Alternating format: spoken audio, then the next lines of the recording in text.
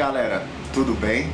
Meu nome é Iago Calbi, eu sou aqui do Desmistificando o Mundo, um canal onde a gente vai tratar temas como história, política econômica, política internacional, geopolítica. E o tema de hoje é resultado de uma pesquisa que eu fiz no meu Instagram e o pessoal preferiu como primeiro vídeo, um vídeo piloto, da gente saber alguns fatos pouco conhecidos do estado do Ceará, que é meu estado natal, eu sou de Fortaleza. Então, bora lá alguns pontos que eu elenquei que eu acho importante que todo mundo conheça, não apenas cearenses. Então, esse vídeo não é apenas para cearense. Bora lá. O fóssil mais antigo de um cogumelo no mundo, foi encontrado, na verdade, na região sul do Ceará, na região da Chapada do Araripe. Esse cogumelo ele possui mais de 115 milhões de anos. E não é o único, né? A região é riquíssima em fósseis, inclusive de dinossauros, e uma vastidão de fontes naturais de água, né? Tende-se a achar que o sertão do Ceará é apenas aquela seca, mas não, nem todos os lugares. Uma ave endêmica da região, isso quer dizer, só possui lá, chama-se soldadinho do Araripe, que é uma ave muito característica, pequenininha, onde só se localiza ali na região do sul do Ceará, de Pernambuco e da Paraíba. E outra informação geológica muito importante, que eu não sei se todo mundo sabe, é que na época em que os continentes estavam todos ligados na Pangeia e logo depois se dividiram, a Gondwana, que era o continente onde ficavam os atuais continentes do hemisfério sul, e a América do Sul estava ligada à África, a região onde hoje é o Ceará estava ligada à Nigéria. E onde é Fortaleza hoje era a continuação da onde é a capital da Nigéria, Lagos. Então isso é muito interessante porque tem algumas semelhanças físicas, né, geofísicas. Vale muito a pena estudar mais sobre isso. Outro ponto, ainda sobre a história um pouco antiga do Ceará, eu acho que pouca gente sabe, mas o Ceará nem sempre foi um estado autônomo, nem sempre foi uma capitania autônoma. Ela primeiro pertenceu ao Maranhão até 1656 e depois pertenceu a Pernambuco, por isso que a gente tem tanta influência de Pernambuco, às vezes até no nosso sotaque, né? E ficou assim até 1799, quando o Ceará ele conseguiu sua emancipação política. E aí, falando disso, a gente pode falar sobre a ocupação europeia no estado. Quando a gente vê nos livros de história, a gente vê que em 1500 foi descoberto o Brasil e que foi dividido em capitanias hereditárias. Mas a gente não percebe que cada capitania dessa foi ocupada de uma forma diferente. Algumas capitanias tiveram uma ocupação portuguesa e outras não. O exemplo do Ceará é que só teve uma ocupação de fato de portugueses mais de 150 anos depois. Isso é, a partir de 1654 que os portugueses começaram de fato a buscar uma ocupação do território. Antes deles vieram os franceses, em 1590, onde estabeleceram a feitoria da Ibiapaba, sendo a primeira, onde eles tinham comércio com os tabajaras da região. E depois vieram os holandeses, que a gente cearense sabe que teve uma influência e tem até hoje muito grande. Os holandeses ficaram mais tempo que os franceses, conseguiram manter algumas alianças com aldeias e etnias cearenses não tupis. E por que isso é importante? Porque a maioria da população ela é indígena do estado do Ceará, desde aquela época e até praticamente hoje, principalmente em relação ao interior. Porque como a gente vê, e vou falar mais à frente, a ocupação dos sertões foi muito complicada para os europeus em geral, porque sempre existiu uma resistência indígena muito grande e uma pouca vontade econômica dos europeus de ocuparem essas regiões por serem muito secas e áridas.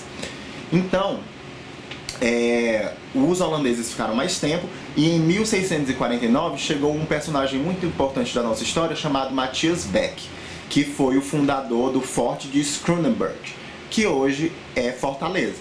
Depois que o Forte de Schoonenburg foi tomado pelos portugueses, virou Fortaleza de Nossa Senhora da Assunção e posteriormente se transformou apenas em Fortaleza, que é a capital hoje do nosso estado. E, como eu já falei, só em 1654, 150 anos depois, que os portugueses de fato queriam ocupar o Ceará. Mas por quê? porque eles viam o Ceará apenas como uma rota de transição, um caminho entre a capitania de Pernambuco e a capitania do Maranhão, né?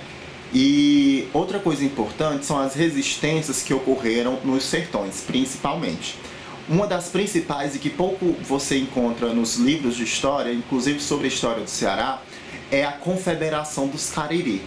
Talvez você já tenha visto falar com outro nome, que é o nome que os portugueses dão, que chama-se Guerra dos Bárbaros, né? Daí você já vê o olhar de quem está falando. Guerra dos Bárbaros porque indígenas eram bárbaros na mente dos brancos europeus. A Confederação do Cariri, ela conseguiu unir duas grandes nações de indígenas dos sertões, que não eram tupis, que eram a nação dos Tarariú e a nação dos Cariri, por isso o nome Confederação dos Cariri. E essa confederação conseguiu resistir em guerra com o Império Português de 1683 a 1713. Isso quer dizer 30 anos. E ela só foi derrotada após o governo central, né, brasileiro, já na época, ter pegue bandeirantes de São Paulo e levados para essa região do Nordeste do Ceará, do Nordeste brasileiro, perdão, e principalmente o Ceará, que era a área mais revoltosa. E esses bandeirantes saíam matando e devastando todo e qualquer indígena que eles encontrassem pela frente, através de uma guerra de terror, né, a fim de promover um terror na população local e impedir que eles resistissem de alguma forma. E isso foi uma das maiores guerras e mais cruéis que existiu na história do nosso país, mas quase ninguém sabe. Outra resistência que o Ceará esteve envolvido e que muita gente sabe, na verdade, é a Confederação do Equador, que foi bem depois da Confederação dos Cariri, já foi no século XIX, principalmente capitaneada pelo estado de Pernambuco. E o Ceará, ele se deu como o segundo estado mais presente nessa revolta, que era republicana, isso quer dizer, queria instituir já naquela época que o Brasil se tornasse uma república, e era até mesmo separatista, pois ela promovia as ideias de que a gente se separasse do que aquilo era conhecido como Brasil e se transformasse na Confederação do Equador. E dois grandes líderes cearenses dessa época foram o Tristão Gonçalves e o Padre Mororó. Vale ressaltar que não foi o Ceará todo que participou dessa confederação ou dessa ideia de confederação. Foi apenas o Sul, que era politicamente ligado aos Alencar. Sim, do José de Alencar e da mãe dele, Bárbara de Alencar, que todo mundo conhece. Fortaleza, nessa época, continuou leal aos portugueses e isso enfraqueceu o movimento, pois chegavam tropas por Fortaleza também, e Fortaleza já estava começando a ter um poder econômico maior. Falando em Fortaleza, a gente deve se perguntar se Fortaleza ela surge da construção de um forte, como que ela passa a crescer e hoje ser a quinta maior cidade do país? Através dos eventos, inclusive muitos do que eu acabei de falar, que aconteceram no interior. Esses eventos que aconteciam no interior, de guerras, de insurgências, eles faziam as pessoas migrarem para condições melhores. Muitas foram justamente procurar proteção em Fortaleza, por ser uma região de temperatura mais amena e que estava crescendo economicamente. Vale lembrar que antes de Fortaleza a capital era Aquiraz. Fortaleza só se transformou em capital no ano de 1726. Um dos grandes fatores que fez Fortaleza se transformar na capital, politicamente e em termo populacional, foram as grandes secas que ocorreram. E a principal delas não é a seca do 15. A principal delas, a maior, a mais triste, não que dê para medir isso, mas uma das maiores, foi a grande seca de 1877 a 1879, que matou entre 400 e 500 mil pessoas. Não tinha nem lugar para enterrar essas pessoas. Você andava pelas ruas, diz, né, eu estudando para isso, vi relatos assim, históricos, que você andava pelas ruas e você via corpos amontoados. E isso gerou um desespero, um pânico, obviamente, no interior, no sertão nordestino, não só no Ceará, mas principalmente no Ceará. E você fez uma migração de massa gigantesca. Mais de 120 mil pessoas foram para a região da Amazônia, em busca de oportunidade, de trabalho, de fugir da seca, e outras milhões foram para Fortaleza.